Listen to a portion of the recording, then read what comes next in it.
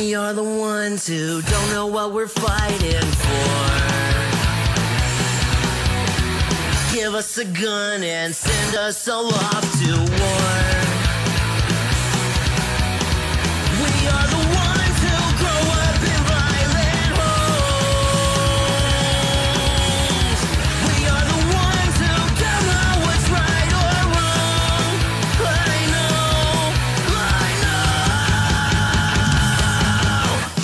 We are the ones. We are the ones. We are the ones who were born into war. We are the ones. We are the ones.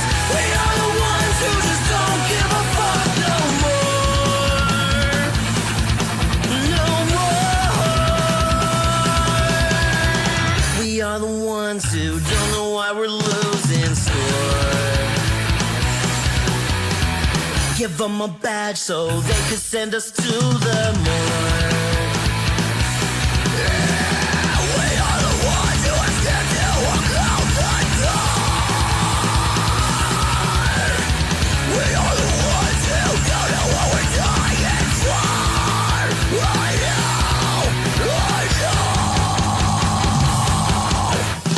We are the ones. We are the ones. We are the ones who were born into war. We are the ones. We are the ones. We are the ones who just don't give a fuck now. We are the ones. We are the ones. We are the ones who were born into war. We are the ones. We are the ones. We are the ones who just don't give a fuck no more. No. Get off his fucking neck. Love that makes you know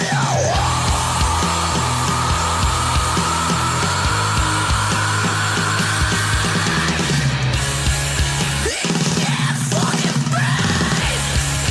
Love that makes you know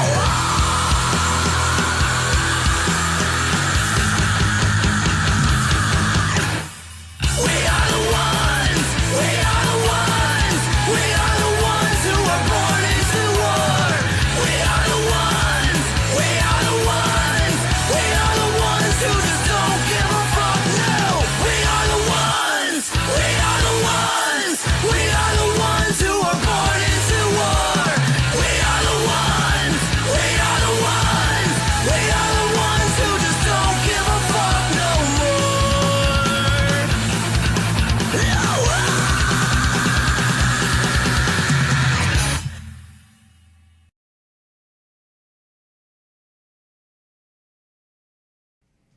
Warning: this podcast features adult subject matter, adult language, and things not meant for children to hear. Viewer discretion is advised. You've been warned. If it's Thursday, welcome, ladies and gentlemen, boys and girls, children of appropriate ages, to the latest episode of the I'm No Joe podcast, the show where every armchair quarterback can feel like Eddie Bravo. Today, as like most days, I've got the glorious panel here with me to break down all the shit-talking shenanigans, the fight announcements and fuckeries that has trickled out the MMA pipeline since we saw you wonderful folks last. Before we get into all that, first and foremost, gentlemen, how you doing over there?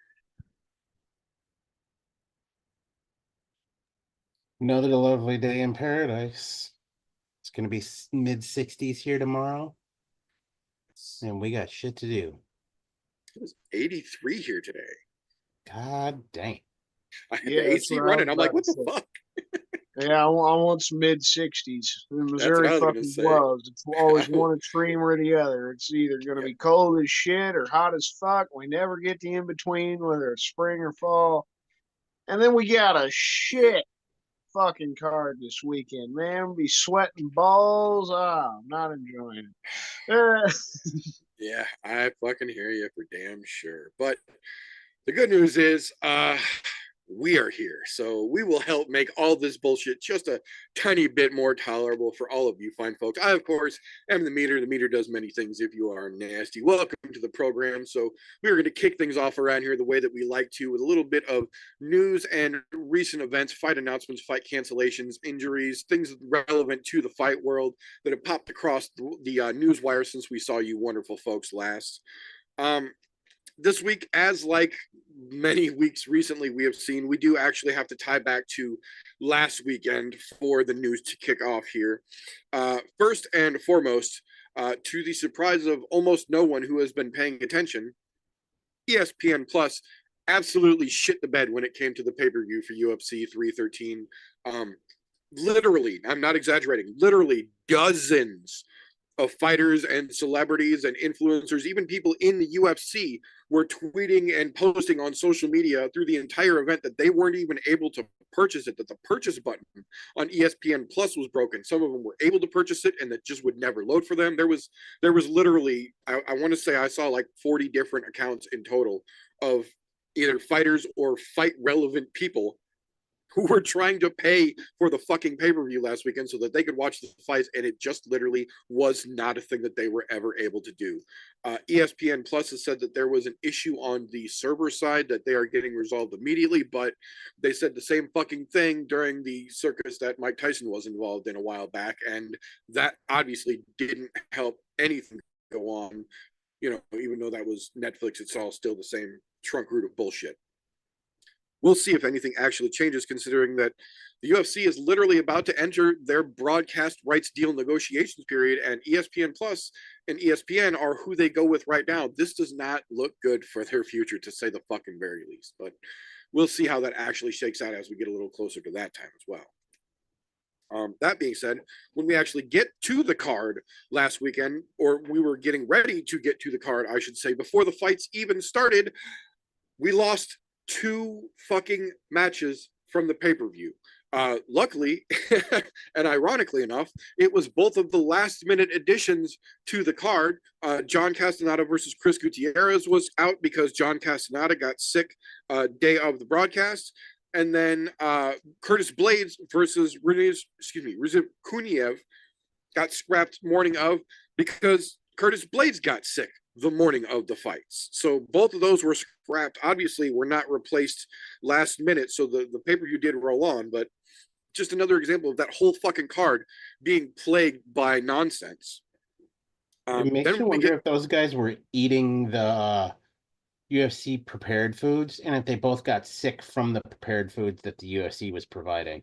Just right, or the other way around.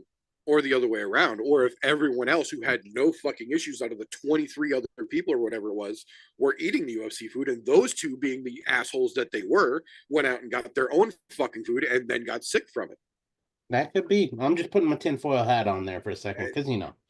Also, good times once in a while. Absolutely. But then that brings us to more fuckery that happened, this time during the card. After a beautiful fucking submission, Jalen Turner, suffering his loss, decides that he is going to, right then and there, cage side, take off his gloves and at the age of 29 retire from MMA. He has done a couple of small interviews since then. He said that he is committed to doing this. He's been doing, martial arts since he was 19 years old, and he made it to the UFC. He fought at the top level. He's happy with his accomplishments, and he just doesn't have the drive for it that he used to, and he feels like his energy would be better spent elsewhere. I can't really argue with a man who thinks that clearly of his situation and has clearly thought about this more than just a little bit. Turner leaves with a record of just 7-5 at 29 years old. But this again is one of those situations, we say it all the time. I would always rather see a combat sports athlete go out when he is able to sign his own name and tie his own shoes without assistance than the alternative here. So even though it was a fairly short run and a fairly, small lived career as it was, definitely tip the cap to Jalen Turner here. I hope he has nothing but good things in the future for him. He said he is open to some type of potential grappling exchange, mostly exhibition. He doesn't want to get back into any leagues or anything in a few years. But for now, he just wants to take some time off and try and refocus his energy into other parts of his life. And you cannot be mad at a man who has clearly thought this out and knows exactly what he wants to and what he doesn't want to do anymore. So unfortunate for us, but I wish him nothing but the best. And I have no doubt that where he goes next will be all right. That being said, one of the few good things that did happen during UFC 313 last weekend, I don't know why it took so fucking long. In my opinion, it is so fucking far overdue, but this is absolutely a better late than never situation here. The UFC officially announced that Robbie Lawler will be inducted into the UFC Hall of Fame in 2025 under the fighter wing, not for the fight with Robbie or with Rory rather, but the fighter wing as an individual, which he is fucking deserved for so many goddamn years. Nice to see them finally fucking acknowledge the man that I literally to this very fucking day still use as an example when people ask me what is the one fight you would tell people to watch to describe to them why you like MMA so much. It's Robbie versus Rory when fucking Big John gets between him and Robbie spits the fucking blood down on the canvas and stares through Rory's fucking soul. I literally just got goosebumps talking about it. I'm not fucking exaggerating. That is my fucking peak. That is my Mount Everest of MMA moments. And I still to this day use that to tell people. That's why I get fucking goosebumps talking about MMA is because that fucking moment right there. So that man absolutely paid his fucking way to earn that Hall of Fame induction. And I was super fucking happy to see them do that. Unfortunately, all of the news is not quite that exciting. Going forward here in next weekend, March 22nd, Dirty Boxing 1 will make its debut, being headlined by Yoel Romero that we talked about a couple weeks ago. Well, we got word this afternoon that the co-main event has officially been announced and that Dirty Boxing has signed none other than the Pitbull himself, Andrei Arlovsky, who will be making his debut at Dirty Boxing 1 next weekend. To his credit, Mike Perry has seemingly very intelligently matched both of those gentlemen up with an opponent who, while not a complete can, should be in both situations can enough to let those two gentlemen shine in their first Dirty Boxing debut promotion. So we'll see how that cracks down a little bit more as we get closer to next week and we see what things are actually going to look like. That being said, we got a pair of head scratcher announcements this week from the UFC. The first one officially stating that May 3rd, for the first time in 25 years, the UFC will return to Des Moines, Iowa for a fight night.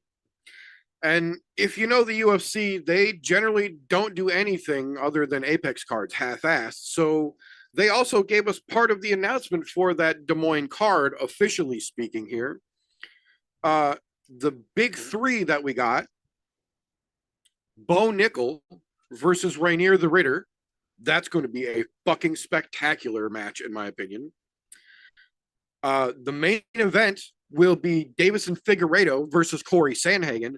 That will be fucking spectacular, in my opinion.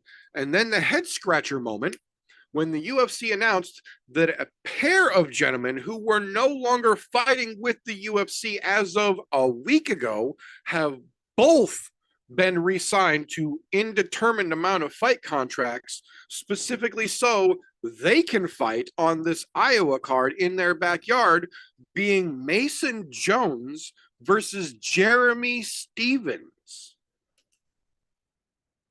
Both of them from Iowa, so it makes sense to put them both on the card if both of them were already on the roster. Neither one of those gentlemen had the greatest run, even though Jeremy Stevens was in the UFC for quite a while. To say his run with the UFC was good would be stretching the truth to damn near breaking point. Mason Jones, unfortunately for him, was just a young kid, maybe too young to get to the UFC when he did. But to his credit, when he left the UFC, he went back to Cage Warriors and started kicking ass and taking names again. The reason he got to the UFC to begin with. So in his situation, I actually do understand why they have re-signed him and brought him along to the Iowa card. The little heathen part of it, it's got me scratching my dome a little bit. I'm sure there's something in the works. They probably got him very fucking cheap. So it's probably not going to be an issue for the funding side of things. I just honestly, at this point, can't see Jeremy Stevens being enough of a draw to merit re-signing to the UFC. We'll see. I've been wrong before. I'll be wrong again in the future, I promise. But this one, I don't know about. I don't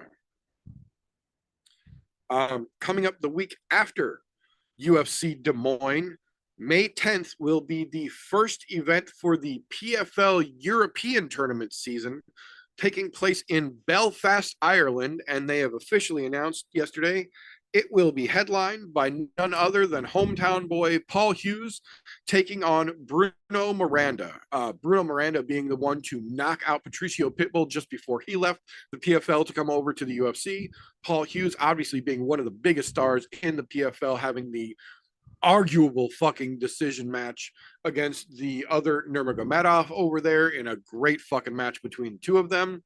Should be actually a very good main event.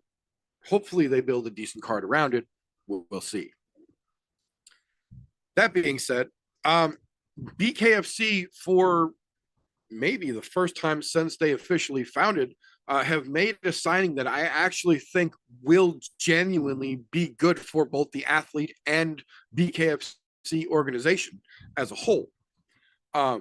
Tommy Machine Gun, known for the Rocky IV movie where he literally fought Sylvester Stallone and then tragically passed away shortly after, his son went on to become a professional boxer. He has a record of 22, let me see, what is it, 22, 1 and 2 with 21 knockouts as a professional. Nothing to shake a fucking stick at. His name is Kenzie, and they have officially just signed Kenzie Morganson to a 5-fight contract with BKFC.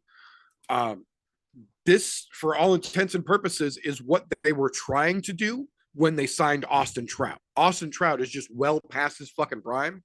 Kenzie Morrison is literally in his prime and will be fighting at heavyweight as a professional boxer. That could make things very, very interesting over there. So definitely one of few good moves that I've seen them make. But like I say, credit where credit is due, even if you don't like them. So good move from Dave Feldman over there. Last thing I've got here real quick. It's kind of ridiculous that I even have to talk about it, but I'm talking about it because it needs to be talked about. There is, I don't even know what you would call it. I refer to it as an epidemic of stupidity in fighters across multiple different combat sports right now. Excuse me.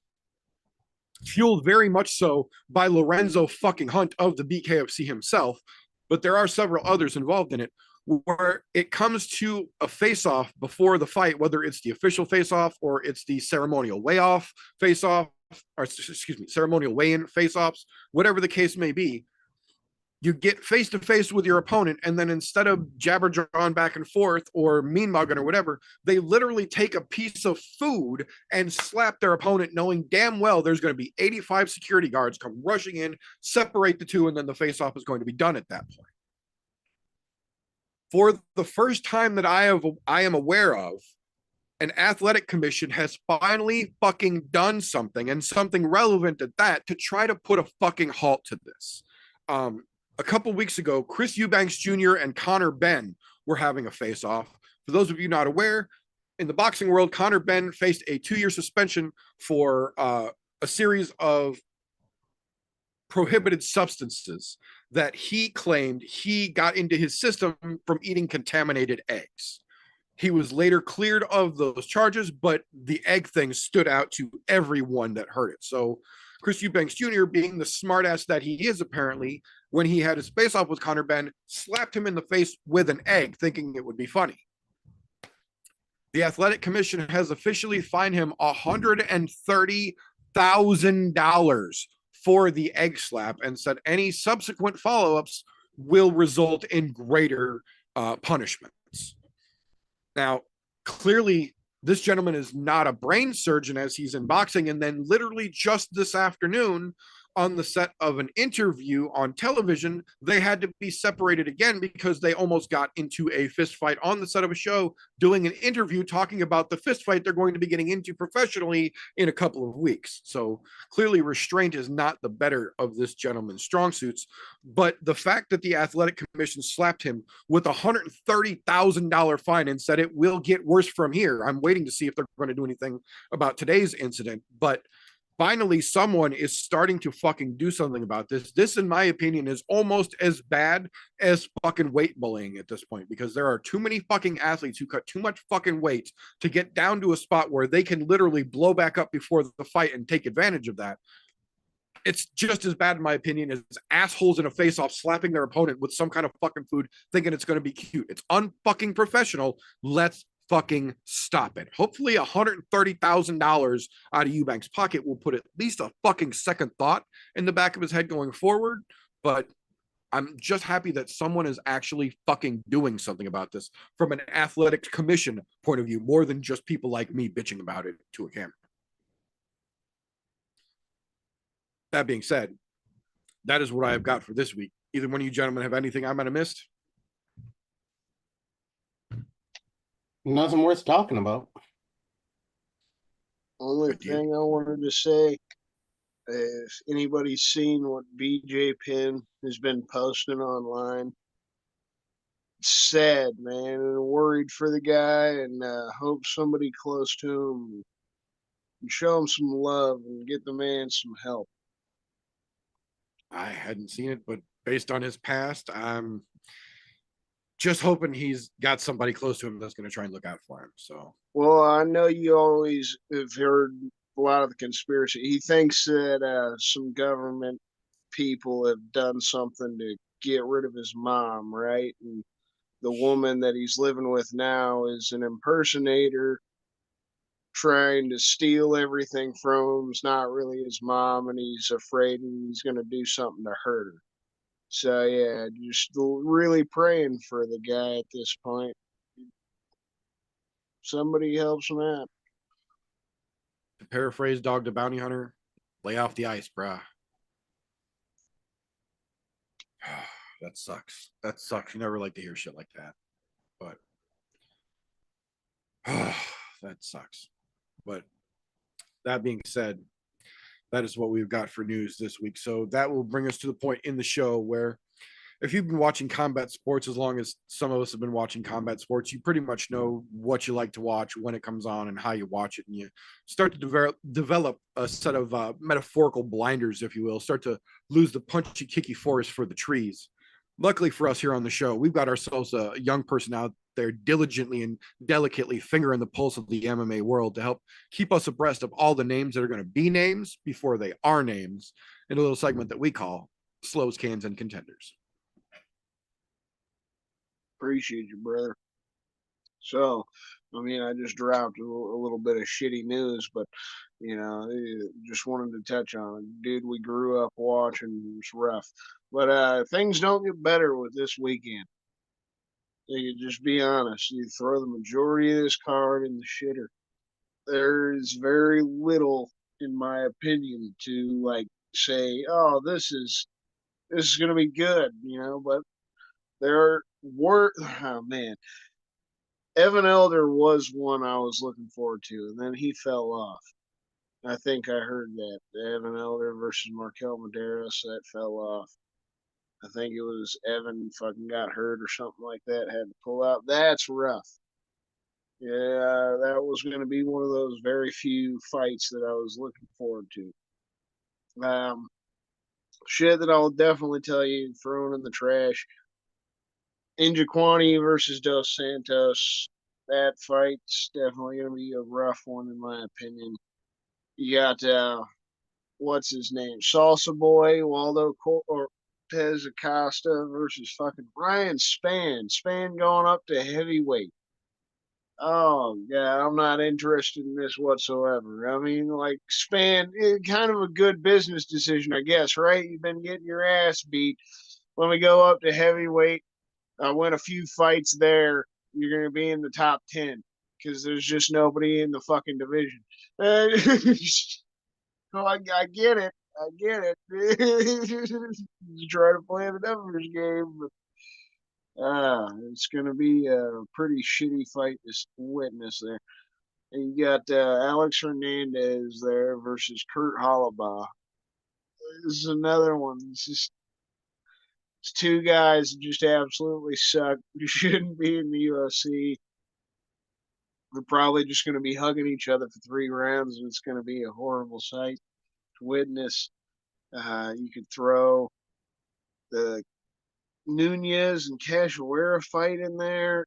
Josiane Nunez just really hasn't looked good in her last couple of fights. We thought she might be something when she first came in, but has not looked good at all in the last couple goes. Don't think that fight's going to be anything special. And then, of course, the main event. I'm doing it. I'm just throwing the main event in there. Like, straight up, this is why the card as a whole just sucks, because we already had this 2 years ago and the fight sucked. I love Marvin Vettori. I'm Italian. There's very few Italian fighters to be able to root for. Danny Sabatello can honestly eat 2 bags of cocks. I can't root for that guy in any sense of the imagination, being a true Italian. So Marvin Vettori, right? I root for him, but the dude's not the greatest fighter. He's tough. I give him that. He's a caveman. He's tough. He's not great. That fight wasn't great 2 years ago. It's not going to be good this weekend. Delize's not that great. I did put Delize on my contender. He's the one I feel like, he had that little streak, 4 fights with 4 knockouts, right? He was looking decent once he cracked into the rankings. Then it just shit. Kind of shit the bed. This one's just obviously a launching point if he gets a good win, just because it should be an easy win. Even if I want to root for Vettori, let's just be honest here. One of them's got knockout power, and the other one does not. As much as I want to root for my guy, I gotta be honest. But my true contenders, I do feel like Sung Woo Choi maybe could bounce back, but I really like Damone Blackshear, man. Like, he looks good coming in, even with his couple of losses that he's had so far. The kid's been exciting. He's one of the few to get a twister here in the UFC. He's been impressive. Can he put some together and start making a run of it? Potentially. So I put him as a contender. The actual contenders to look forward to this weekend, I do like slightly the young lady, 6-0, 28-year-old Eunice Dubin. We'll see how she continues to go. Only the handful of fights so far. I do feel like she gets the easy victory this weekend, fighting another young chick, but she's 3-2, and Carly Judice. That's one of the girls I also threw in the fucking can.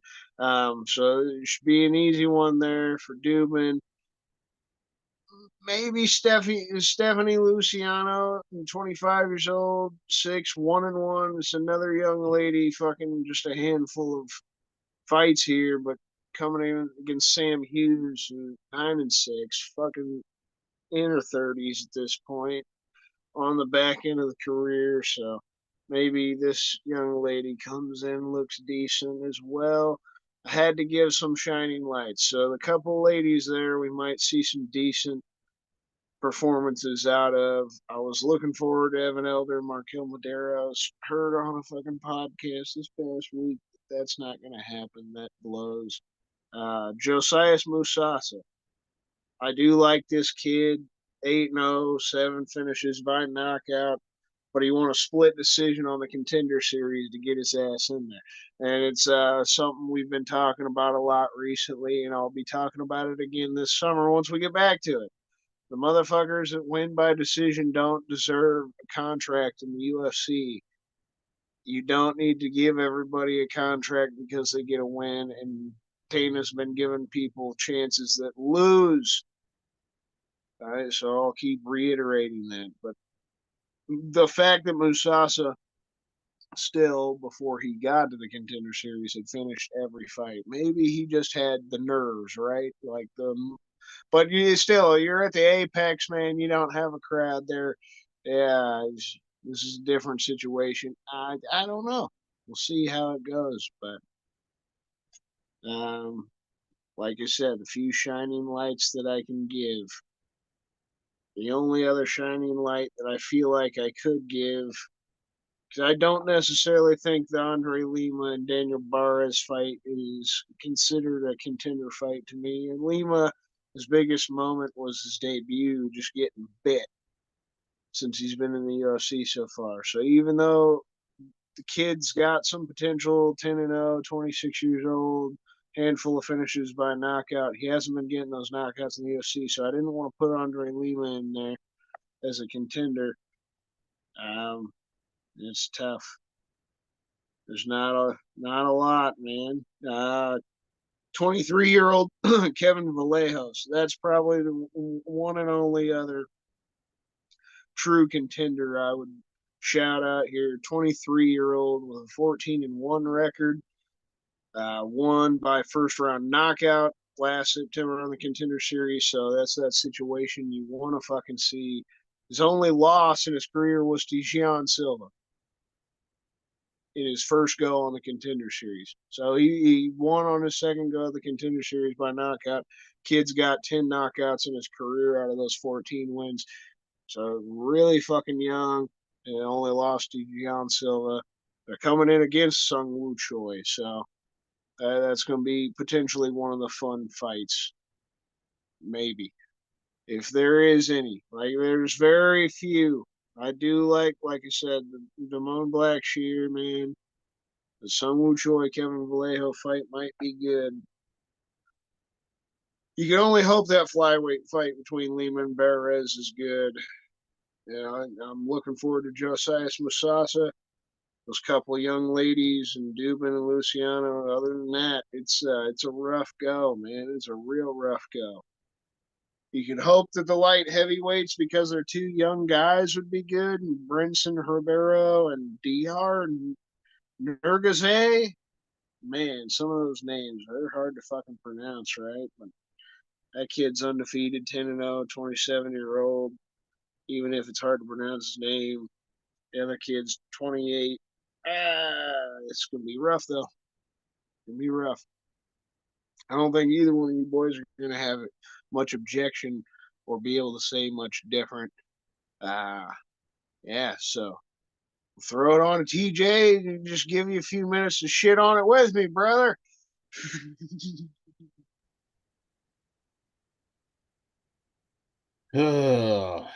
I don't even know. We have hangover cards, but when you have a hangover pay-per-view followed by a hangover card, dude, that's like fucking stepping on your balls just to spite your dick. This is fucking bad. It's been like there's nothing for me to even get excited about this weekend. Not one fucking thing on this card. The only thing I can hope for is that for some odd reason,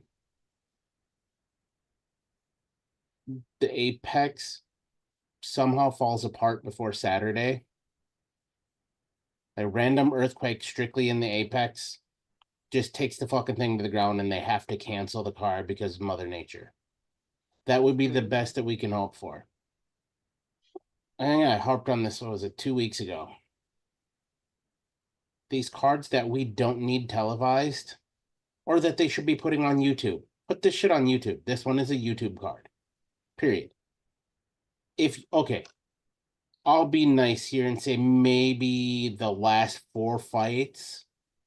Damone Blackshear, Cody Gibson, Alexander Hernandez, Kurt Halabaugh, Chidian Jukwani, and fucking Eliza Dos Santos. Marvin Vittori and Delize. Sure. If you want to treat that like a pay-per-view and put it on the ESPN page, that's fine. But the rest of the card, fucking YouTube that shit. It's really not. I would advise people against paying for ESPN Plus to watch this card. I would advise you to cancel your ESPN Plus subscription because of this card. That fucking bad. There's not one fight on the prelims that is worth talking about to me. Yeah, there's a couple that maybe we'll find something cool and see later, but I'm not going to go out of my way to make sure I am there right at 3 p.m. Central Time to catch every fight on the card.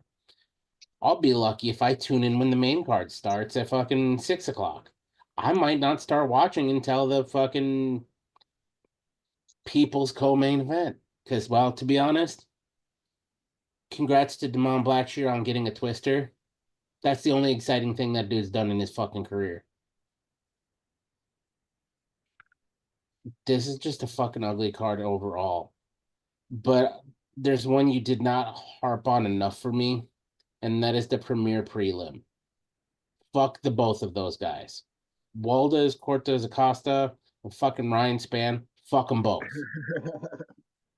This is another one of those walrus slap fight, and pray to God we see a double knockout, and neither man gets up, and they both get carted off on stretchers. Nobody fucking wins, except for the fans, because they both got slept, and we don't have to watch any more of that bullshit. Neither one of them can pour piss out of a boot if the directions were on the heel when it comes to fighting. Just not a fucking. It's not good. Sung Woo Choi is getting plattered for Kevin Vallejos to come in and say happy entry, because we know Sung Woo Choi's fucking chin has been suspect lately.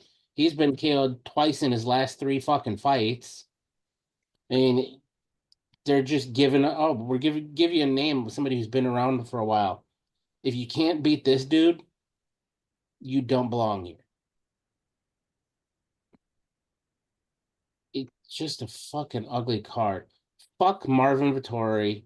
Fuck Roman Dolidze. Neither one of them will ever hold a title.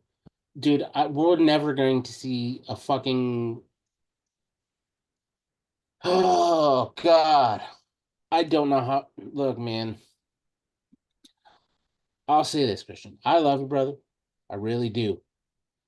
But getting behind Marvin Vittori in any sense of the word is just fucking horrid, man. You need to rethink your life choice on that one. I'm just saying. It's not a good look for you. Dude's an absolute meathead. And to be honest, I wouldn't be mad if somebody hit him with a baseball bat before he got to the game. Hey, I only support him because he's Italian. He's Dude, literally the only Italian fighter in the UFC at this fuck it. I don't care if he's the only Italian left on earth. I'm not rooting for him. He's a terrible fighter. Period. And he's a fucking douchebag to top it off. The main event isn't even co-main event worthy. It's not even People's co-main event worthy. This is a premier prelim fight. At best. They're literally making us choose between a giant douche and a turd fucking sandwich. If you don't get that reference, you shouldn't be my fucking friend anyways. It's fucking terrible. I'm trying to find something nice to say on this card, and it's really, really fucking hard.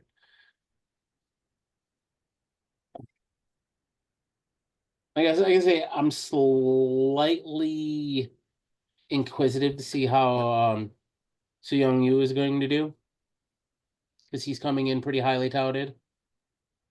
But again, he's coming into the UFC first fight. We really don't know. I mean, if I wanted to watch the fucking Contender Series, I'd watch the Contender Series. That's what this fucking card feels like. Feels like a bunch of Contender Series.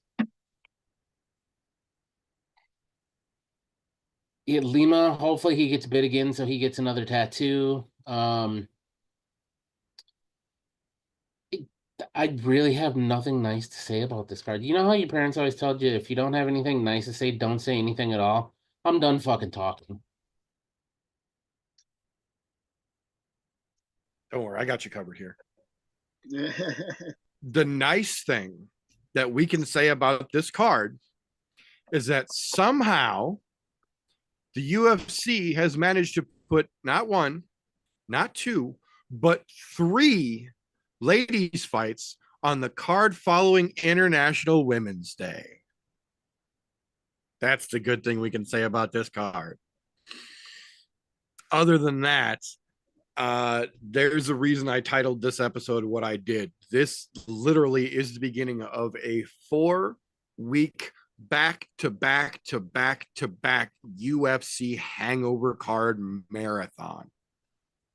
Last week's pay-per-view was weak to begin with. So technically, that's 6 Hangover cards in a row that we're going to have to deal with before we get to Miami and deliver us from the UFC monotony, and the MMA gods will give us some fucking greatness to appreciate. But in the meanwhile, the other good thing that I will say is that this fight will be perfect for anyone who gets up and spends their Saturday watching starting at noon Central Standard Time as we do a live fundraiser to help get bikes for kids for Easter over on the Fresh 03 channel. Links will be down in the description. So once all that excitement has got your adrenaline glands just wrung out like a dish sponge, this card will give you the perfect excuse to take a nap. This is the definition of the reason I say fight nights shouldn't be contractual obligation cards. There is not a single match on this card from the opening match till the main event that has to be broadcast. Not a one of them.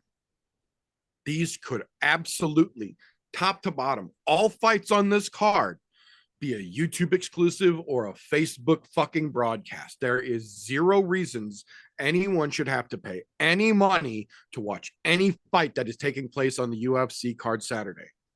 There are still a couple of them that could potentially be very interesting, but there is not a single name on this card anywhere, top to bottom, that a person should be required to pay money to watch them fight at this point in their career. That's not to say that they're all going to be snoozers, 100% guaranteed. There could be a lot of fun in here. There, like Chris mentioned, there's a bunch of young kids in here who are potentially making their debuts to show us what they've got. But there is also a fucking laundry mountain of crushed or crushable cans getting stacked and told to us that it's a fucking pyramid, and it just ain't the case. I'm always happy when we have some kind of fights because I watch all of the goddamn fights regardless. But this is one of those situations where I will have this on. I can't say that I will be dedicated and paying attention to it like I will be for most every other fight. There are other fights this weekend I will be glued to that I'll talk about here in a little bit, but this card as a whole just is not one of them. There are a couple that Chris mentioned earlier that I am also curious, but none that I am excited enough about to even give a Schrodinger's contender status for. This is literally my scraping the bottom of the barrel bar for the UFC at this point. This is, in my opinion, the weakest card the UFC has delivered in 2025 so far. We are almost 3 months in, and this is the kind of shit they are giving you and telling that you need to pay $18 a month to ESPN Plus and then $90 a month for the pay-per-views. This is the kind of quality fights they're giving you and expecting you to open your wallet and shut your mouth. These are the kind of cards why I tell people, if you want to watch this card, go to Buffalo Wild Wings. Go to a friend's house who already has ESPN Plus because their wife ordered the Disney Plus bundle and they didn't have a choice. They just got to say to make sure they got the fights. Go somewhere where you're not going to have to pay a fucking penny, because watching fights is good for you. If nothing else, you'll learn what not to do and why some fights or fighters suck. But you should not open your wallet for this card. Dana White does not deserve your money for this card. ESPN Plus does not deserve your money for this card. Today's day and age, your dollar is your opinion. Use it. Exercise your voice with your wallet. Don't pay them to give you shit like this. On top of that, it's also surprising they're giving us this shit on the year where they're looking for a new broadcast deal. You'd think they would be trying to sell their product a little bit better. Next week will be a little bit better. At least we can say that. You're not wrong. The next few weeks will be a little rough to get to the next pay-per-view, but I have a little bit more shit to talk about next week. Appreciate you, boys. Much appreciated, sir. Always appreciate you taking the time to help us find out what little bits we can get excited about from these new and up and coming guys. So that being said, before I forget again for another week, this will bring us to the point where I remind folks that, yes, we broadcast the I Am No Joe podcast based around the UFC's calendar, but that's because every other sports organization, including other combat sports, also do the same thing. So the UFC might be what we're covering the most, but it is surely not the only game in town when it comes to combat sports. So I'm going to tell you all about that little thing I like to call the combat sports menu for this weekend. So as is the case more often than not, if you need punchy kicky with your breakfast, One Championship has got you covered, because tomorrow morning at 8:30 a.m. Eastern, 7:30 a.m. Central Standard Time, over on YouTube, One Friday Fights, because it's the other side of the world, number 100 kicks off. Just one MMA match to open the fight, and then 10 Muay Thai and combat sports gloves matches. Spectacular punching and kicking to get your morning started if you need something to get going early. That being said, tomorrow evening kicks off the first half of a pair of events this weekend from Cage Warriors. First, we get Cage Warriors 184 kicking off at 3:30 p.m. Eastern, 2:30 p.m. Central Standard Time tomorrow afternoon. UFC Fight Pass. Interesting matchups. Again, this is Cage Warriors, so the average casual might not recognize a lot of the names on the card itself. Hardcores will recognize a certain number of them, but this is one of those feeder organizations, like I mentioned earlier, where fighters generally either go to when they get released from the UFC or go from to the UFC. Good match taking place tomorrow afternoon. Saturday morning, kicking off at 1 p.m. Eastern, noon Central Standard Time, is the other half.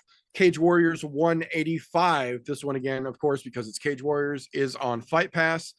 16 fights on this fucking card, starting at 1 p.m. Eastern, noon Central. 16 fights. So if you really need combat sports to hold you over through the day, this is on Fight Pass. Don't watch that because it's starting at noon. You can watch it later. Watch the live stream. We'll be doing at noon, and then watch this when the UFC is on to get yourself some good fights.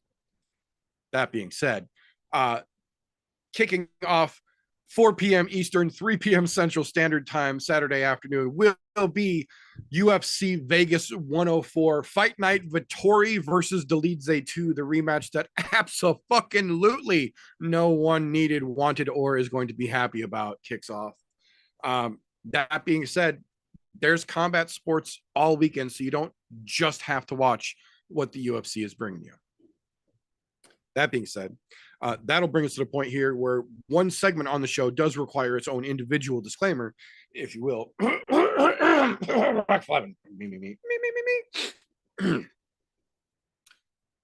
Tapology.com does not in any way, shape, or form support, sponsor, or endorse the I'm No Joe podcast. Yet.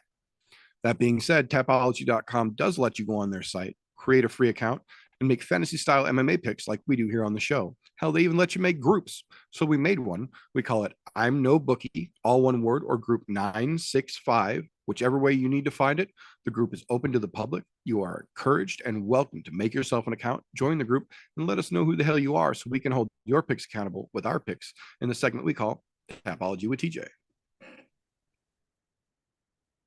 All right, now that we're past the shit show, even though we're going to have to talk about it one more time next week, which I'm going to make this very clear next week when I do this, it's going to be a very short segment. A very short segment, because I don't want to talk about this card any more than I fucking have to. So let's go back to the lackluster pay-per-view we had last week in fucking Pajeda and Ankalaev. Look, we got 10 fucking fights on that card, and they still charged people $90 for that shit. It's fucking crazy. Highway robbery. You know what's not highway robbery, though? Tapology. It's absolutely free. Come over and join. Join the group. Let us know who you are or don't.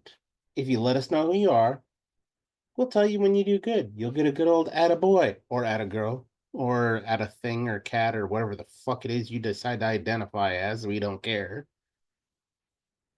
And if you do like shit, I'm gonna tell you to clean up your litter box, pick your dick up off the ground, fucking roll up your vagina lips, put them back in your panties, whatever the case may be.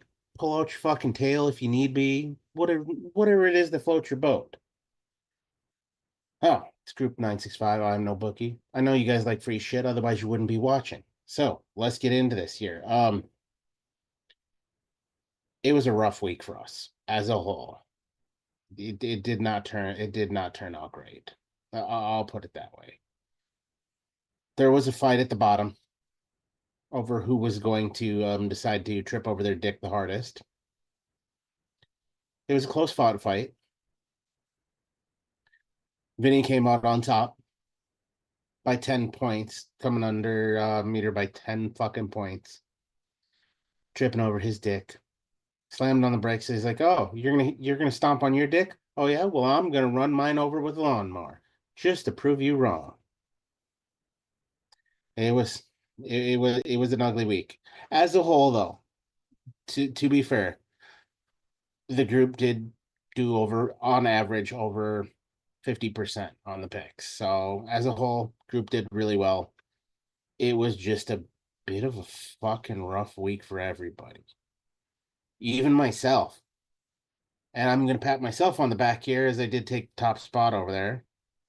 Fucking 7 to 10, but only 430 points. Squeezed out down by fucking 10 fucking points. Ha! Got him. Which, that's a good thing. Everybody else is somewhere kind of in the middle, which is nice. And everything was really fucking tight. Fights went 6 ways from sideways. There were some weird decisions some really weird fights that just did not play out the way you thought they were going to. So whatever kind of weird picks you make, just know that strange shit can happen each and every week, and you may or may not be fucking coming out on top. That's just the way the cookie crumbles in that case. Now, the downside to me taking the top spot this week, still didn't take top spot over in the Grand Prix. Donna still has it by 15 fucking points. And here's the crazy thing about this. I want people to understand this.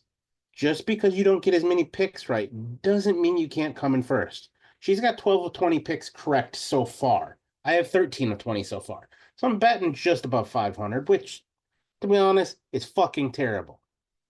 But everybody else is kind of in that same range. Now, Lucas coming in here in the 3 spot. He made a big fucking push this week here, sitting 740 points. Still 120 points behind the leader, but got time. Don is sitting at 695 in the 4 spot. Vinny, even though he had a rough week, still sitting in the 5 spot. Christian is sitting in the 6 spot. And the meter, albeit he did fight for last place this week, decided he would keep himself in last place in the fucking goddamn.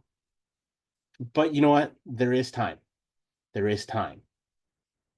We're only through 2 events. There are 5 left to go, including this weekend. The last one will be that Miami card. Also, for the record, I have not once, but twice in our history of Tapology tournaments found myself in the dick standing position and pulled myself from said dick standing position before the end of the tournament. So it's Rocky style now, bitch. Like, I'm climbing the stairs punching. I'm doing it real slow, but I'm climbing the stairs punching. Oh, it's been known to happen. I'm not saying it's not possible, but I mean, sitting 260 points behind with 5 to go, that's a tough hill to climb. If you climb it, all the more attaboys to you. But like you said earlier, we are on back to back to back to back fucking hangovers until the final card of this Grand Prix, which is the UFC Miami UFC 314 paid per view. So there's plenty of time left, and I just got the hiccups out of nowhere. Welcome to the show. Oh, now, with all that being said, if you want to get in on this, again, it's fucking free. Tapology is free. Make yourself a free account. Make picks for free. You're not betting any money. You're not losing anything. Come over and join us. Let us know who you are. If you don't want to let us know who you are and just find out where you stand, Group 965, ImNoBookie. Join it. You don't even have to tell us who you are. It's open to the public. Because there's plenty of people in the group. I have no earthly idea who the fuck they are, and I honestly don't care if they're not going to tell me. So it's a group you can be in. Come over, do it. It's a good time. Now, as soon as I can kill these fucking hiccups, because I'm fighting them off right now if you can't fucking tell. We're going to move over to the odds for this week. And to be honest, there's some rather wide odds on this card, surprisingly enough. Albeit the card as a whole is still absolute fucking dog shit. There's some wide odds to talk about. So we're going to talk about it. We're going to start with Carly Judas and versus Dubin. Got Dubin coming in as a plus 290 underdog and Carly Judas as a minus 370 favorite. Kind of strange considering they're both very young in their MMA careers coming into the UFC, but you know, it's not surprising when we get some really strange,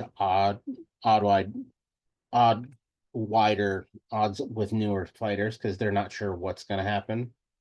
Andre Lima and Daniel Perez. We got Perez coming in as a plus 310. Lima with his bite mark tattoo coming in as a minus 400 favorite. Bit wider than I think it should be, considering he hasn't looked great, but you know, who am I to judge? And Sam Hughes, Stephanie Luciano. Luciano, as we spoke earlier, coming in as a favorite here at a minus 240. Sam Hughes is a plus 200. Before I get into the two widest odds on the card here, we're gonna skip over closer towards the main event here and get to Cody Gibson and Damon Blackshear. We got Damon coming in as a minus 450 favorite over Cody Gibson in a plus 350 underdog. Some pretty decently wide odds there. Not bad considering Damon Blackshear, I still don't think is that great. But like I said, to his credit, he has pulled off Twister, so credit where credit is due. Now we're gonna have back to back wide ass and actually three fairly wide or two really wide odds and one fairly wide odds here. Brendanson Ribeiro and then the dude from Kazakhstan who I can't say his fucking name. Then got old Kazakhstan coming in as a minus 380 favorite. We're just gonna call him DR, kind of like Dior, except for with an A and a Y. And then Ribeiro coming in as a plus 300 underdog. So fairly wide odds. Now, your two sets of widest odds on the card, surprisingly enough, include fighters from South Korea. Su Young Yu and AJ Cunningham to start. Su Young Yu coming in as a minus 600 favorite over AJ Cunningham as a plus 430 underdog. Coming in as a new fighter into the UFC with a minus 600 favorite, that's telling you something. Now, our other Korean on the card here, Sungwoo Choi and Kevin Viejos. Yeah, that sounds about right. Somewhere in there. Got Kevin coming in as a minus 600 favorite, or Sungwoo Choi as a plus 430 underdog. I said it earlier. They're serving him up on a fucking platter because they know his chin is suspect. So Those are your two sets of widest odds in the card. And ironically, both of those fighters and both of those fights are from Korea.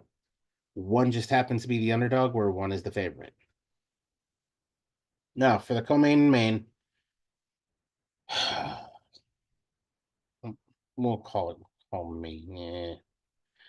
To be honest, I don't even know that I can call these co-main and main. I'm just going to call them the last two ones that we're going to cover that aren't really worth it. Chidi Njokuani and Eliza Dos Santos.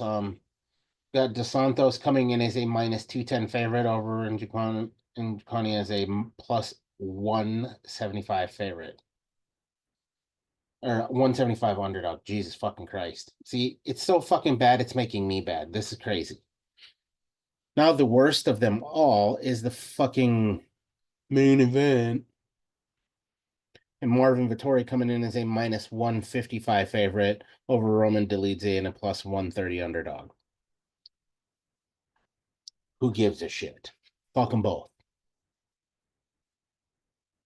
Card as a whole is trash. So yeah, the odds are really fucking weird, this card. And this also shows you the kind of fuckery that the UFC is putting together for these cards right now, because they're obviously contractual obligation fights. We have to offer you a fight, so that way we're meeting our end of the bargain. These guys are taking it because they're getting offered a fight. So take all that with a grain of salt. Again, I think BetMGM just fell off the fucking face of the planet when it comes to setting fucking odds. So we're with Caesars again here. So know that wherever you look at your odds, or if you're planning on betting, the odds may vary depending on where you're placing your bets. Up to you whether or not you decide to place those bets. This card, I highly advise against it, because there is not one thing on this card that I would say is a fucking lock. I don't care what the odds look like here. There's not one that I think is worth your money, or worth losing your money over, for that matter. That's all I got this week. Next week, I will probably make it a lot shorter, hopefully.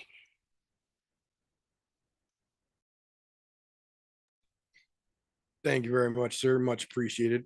Yeah, like we mentioned, there's not a whole lot to get excited about this week in terms of the UFC, but that's okay, because whether you want to watch the UFC or not Saturday, you can always just get up at noon Central Standard Time and come find us over on the live stream and help us raise some money for kids to get bikes for Easter. And that'll be way more exciting than anything you're going to see on the UFC card. I'm telling you right now.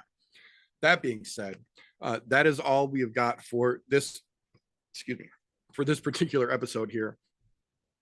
If you are new, we do the show pretty much every Thursday. There are fights to talk about live over on youtube.com/@ImNoJoe. If you can't catch it live, the video does stay up in replay, so you can catch that. If you don't want to, I understand. I own a mirror as well, and for that reason, the week after we go live, the podcast goes up in the all audio format over on anchor.fm/ImNoJoe. You can pick it up through Google, Apple, Spotify, your podcast consumption platform of choice. Always over there as well. If you'd like to help out what we do around here, the best way to do that is patreon.com/ImNoJoe. For as little as $1 a month, you can help us do what we do around here. And in exchange for that, we not only put your name as a thank you on the end of every single broadcast on this channel to let everyone know how awesome you are, we also give you unrestricted access to all the behind the scenes and the unaired and sometimes unairable things that get up to around here. And we appreciate you just the same. If you do like what we get up to around here, please make sure you are subscribed, whatever platform you are picking this up on, and you give us a thumbs up if you like it. Make sure your notifications are turned on so you don't miss anything. On the other side of that coin, if you don't like what we get up to around here, first and foremost, what the fuck are you still doing this deep into a podcast you didn't enjoy? Give it a thumbs down and go fuck yourself. We won't even dispute it. That being said, most weeks, when there are exciting finishes that happen during the course of the weekend, you will see over on the ImNoJoe YouTube Shorts tab a little video for me with at least a shot of the finish and an explanation of what happens. This week, however, we might still be raising money, because if we can raise money for kids, we're going to raise lots of money for kids. So you might not see shorts this week on Saturday, but if there's anything interesting that happens tomorrow, I'll do my damnedest to try and get those out. Otherwise, any other weekend, the good finishes you can find without having to watch the whole event over on our YouTube Shorts channel. But that being said, we wrap up the show around here. That is not the end of the fun, because tomorrow and pretty much every Friday, this gentleman over, wait, no, he's over there. This gentleman over there and his other half drop their podcast, the Slow Bake and Contemplate podcast, over there on Spreaker.com. You can go catch their podcast and their social media links, as well as their channel on the I'm No Joe Discord server. All links down below. Go hop over, check their shit out, and tell them how good they are. Appreciate you, brother. Fun never fucking stops. Once we swing back around the next week, fucking brother TJ, he's got his own show every fucking Wednesday night around the same time we do this show. It's always like the pre-show of this show. You guys always have a good time. If anybody is into the vapes, needs to learn some new mixes, some recipes, or you just want to chill, have a good time, you gotta hop into the brother show, the Foggy Fairway, on Wednesday nights. All the TJ's stuff should be down in the description as well. Make sure you show the brother some love. Thanks, sir. Now, I want to make this very clear. You guys are all very aware at this point that this card this weekend is not worth watching at all. So, what you can do at that time is, a little birdie told me, Meter does many things. You can go down below, click on the link, Linktree/the Meter does many things, or Linktree/ I'm No Joe. Either one will get you there to all the many things the Meter does do.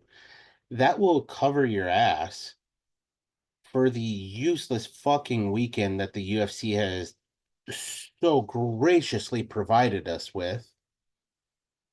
Go do something better with your time.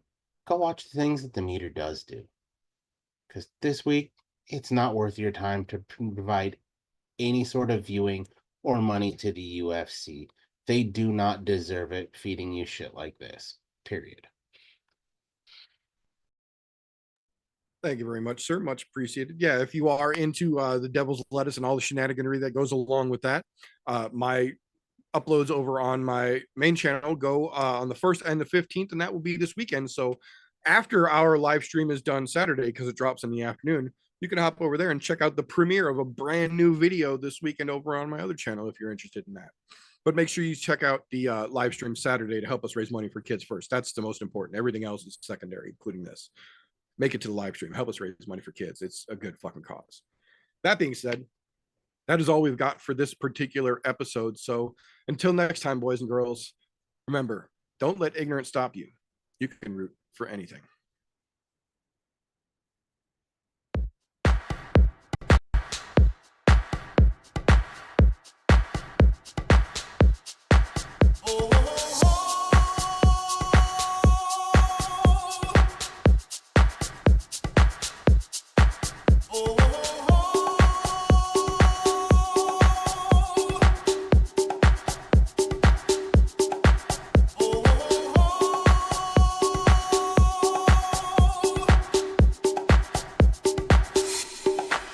Everybody was kung fu fighting. Those kids were fast as lightning. In fact, it was a little bit frightening. How do I say goodbye to what we had? The good times.